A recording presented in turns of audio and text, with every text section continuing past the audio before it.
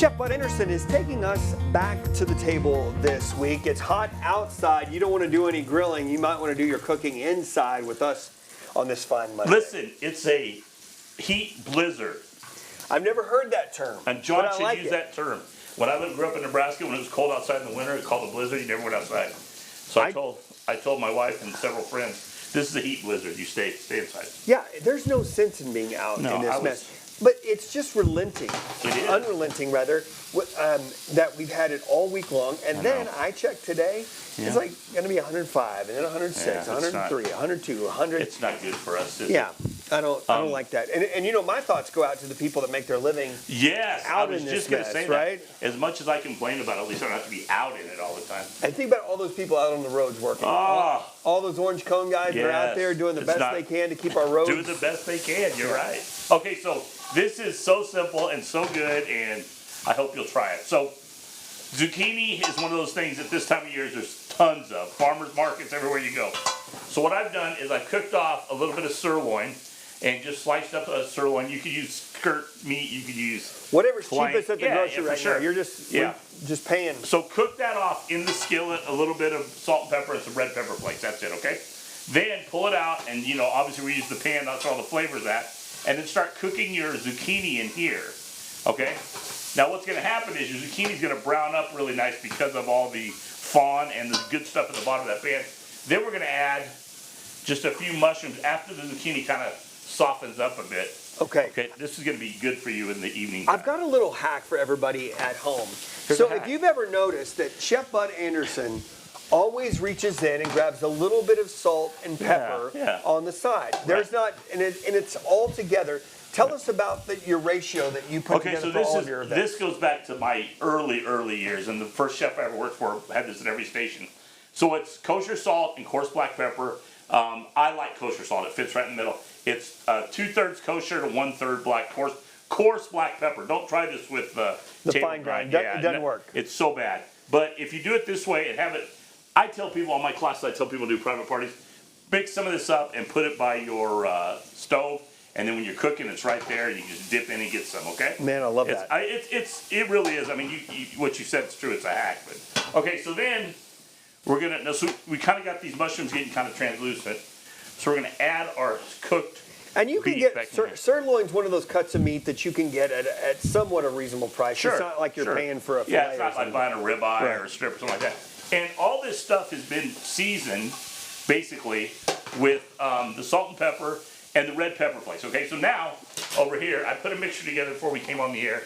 I don't know if I can get in there and see that. This is red wine vinegar, some olive oil, a little bit of garlic, and then some more red pepper flakes, okay? Why the red wine vinegar? Oh my gosh, it's going to give it a nice little acidity. Ooh, there's a bite to that. So what this is going to do is we're going to put it in here, and notice there isn't a lot of it, and this is a big pan. We're not really trying to sauce this. We're basically trying just to glaze it up a little bit and give it a little bit of liquid, okay? And then that's going to pull the rest of that flavor off the bottom of that. And look at that, man. This is great for like if you like shrimp or rice bowls. If you like noodles, this is great for that.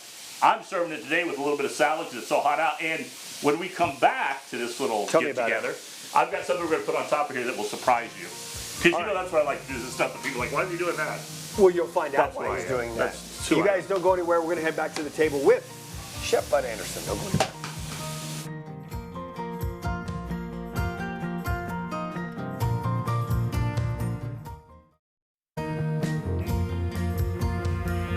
We have been plated here in the kitchen, a beautiful salad. Spin that sucker around. Now, it has such a wonderful glaze to it. This is phenomenal, but here's what's going to really make it. This is one of the things I love to do, and people, they laugh at me, but it tastes so good. Where's that? We're going to put an herb on top of this. Now, not the herb you would suspect. Uh-oh, we're going mint? Mint! I can smell it from here. And how many of you have a mint plant that's growing out of control? I got a lot. Michelle was back there today trimming them up. Yeah, he told me a long time ago he had like a bush out there. So I have a lot of mint. It adds such a fresh pop, and I put mint in like my strawberries and my watermelon salad, all that stuff. Mint is so good. Eat a little bit when you're driving down the road. I'm telling you what I like to do. You kind of make it, you kind of wake it up like that, and then I'll take my water. Throw it in your water, and I'll just throw it in my water just to give it a little bit of flavor. This is but you got to wake the mint up, though. You got to. Do you ever hear that? Yeah, you got to wake it up. This is wake up the mint. Listen, this is a good dish for this time of year. It's very, very light. I eat a lot of salads and fruit during this time of the year, and protein. And I love zucchini, and I love mushrooms. I love them together. A little bit of steak with them, boom, you got a nice little dish. Adds a little heat with the red pepper flakes, and add as much as you want. And honestly, if you want to go for, we've done this before. If you take that sirloin with a little bit of that mint, add some feta and some watermelon, for sure. You're done. You got all kinds of things. So anyways, give us a try. You can go online and see it. And also, don't forget, this Saturday is our mystery dinner for Emerald Escape and Mystery. It is Grimshire. It is a Harry Potter type theme. Oh, fun. 7 o'clock. Get your tickets. I think there's only like 15 tickets left. So get your ticket and come see us. It's a great meal, but more importantly, it is a great night. Keith Flood does such a phenomenal job with these, and we're really trying to do more of them instead of in the winter. And our friend Matt Mars over at Cactus Cove and Sweets, his team do a fantastic job. So if you're looking to do something different, sometimes we hear, there's a lot to do to Amarillo. I don't know what I'm going to do. Hey, wake up, check this thing out. Go give it a try. I tell you, I didn't know what they even were when he hired me, and I've done 2 years worth of them. Can I ask you what's on the menu? Yeah, it's kind of a, it's got a braised beef. There's a red potato, herb roasted potato. There's a cobbler there's a berry cobbler for this, it's really good. And then I believe it's mixed veggies or like a veggie grill for the veg. It may be carrots though, because it's kind of got a English theme. Okay. But I am telling you, this beef will melt in your mouth on Saturday. This will too. So come give us a try. I think you'd enjoy it. So. What is the most requested meal that you get asked to make at events? Oh, at events, we do a lot of pork loins because we braise them, and I have really good sauces for the pork loin. But man, I'm gonna tell you something. I get laughed at by some people in my industry.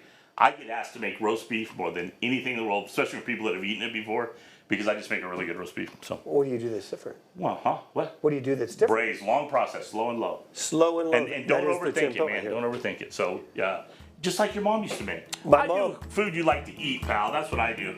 See you next week. Shep, I love you.